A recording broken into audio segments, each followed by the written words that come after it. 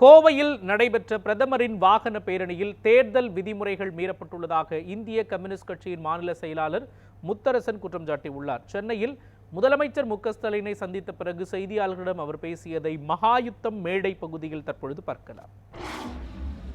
அதேபோல இன்றைக்கு தேர்தலில் என்னென்ன விதிமுறைகளை எல்லாம் பின்பற்ற வேண்டும் என்று தேர்தல் ஆணையம், பெரிய தேர்தல் ஆணையத்தினுடைய தலைவர் தேர்தல் தேதியை அறிவிக்கிற பொழுது எல்லாவற்றையும் குறிப்பிட்டு சொன்னார்.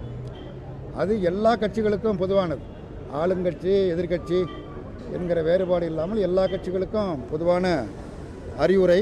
இதை யாரும் மீறக்கூடாது, இவைகளுக்கு உட்பட்டுத்தான் தேர்தல் பிரச்சாரம் மற்றவைகளெல்லாம் பங்கேற்க வேண்டும் என உத்தரவிட்டார். ஆனால் நாட்டினுடைய பிரதமர் நரேந்திர மோடி இந்த தேர்தல் விதிகள் அனைத்தையும் அப்பட்டமாக மீறுகிற வகையில் தொடர்ந்து அவர் தனது பிரச்சாரத்தை மேற்கொண்டு வருகிறார்.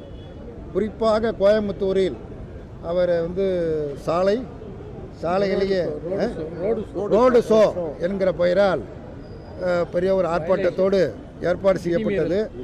அவர்கள் எதிர்பார்த்தபடி, மோடி எதிர்பார்த்தபடி அல்லது பாஜக நிர்வாகிகள் எதிர்பார்த்தபடி பொதுமக்கள் யாரும் வரவில்லை. அதற்கு மாறாக பள்ளி குழந்தைகளை கொண்டு வந்து தெருவில் நிறுத்தி அவர்கள் வரவேற்பு கொடுப்பதைப் போல செய்திருக்கிறார்கள். இது அப்பட்டமான விதிமீறல் ஆகும். இது குறித்து நாங்கள் தேர்தல் ஆணையத்திடம் புகார் தெரிவிப்போம். இந்த புகாரின் மீது மோடியின் மீதும் பாஜக நிர்வாகிகள் மீதும் சட்ட ரீதியான நடவடிக்கை எடுக்க வேண்டும் என்று இந்திய கம்யூனிஸ்ட் கட்சியின் சார்பில் நாங்கள் வற்புறுத்தி கேட்டுக்கொள்கிறோம். இந்த தேர்தலை பொறுத்தமட்டில் ஒரு ஜனநாயக முறையில் எதிர்கொள்ள முடியுமா என்கிற அச்சப்பாடு தொடர்ந்து நிலவிக் கொண்டு வருகிறது. ஏனென்றால் ஒன்றியத்தில் இருக்கக்கூடிய ஆட்சி என்பது ஜனநாயகத்திற்கு புறம்பாக சர்வாதிகாரமாக பாசிச தன்மையோடு செயல்படுகிற காரணத்தினால் தேர்தல் ஆணையமும் மற்றவர்களும் அதற்கு அடிபணிந்து விடுவார்களோ என்கிற அச்சம் நிலவுகிறது. அவைகளையெல்லாம் எதிர்கொண்டு தேர்தலை நாங்கள் சந்திப்போம்.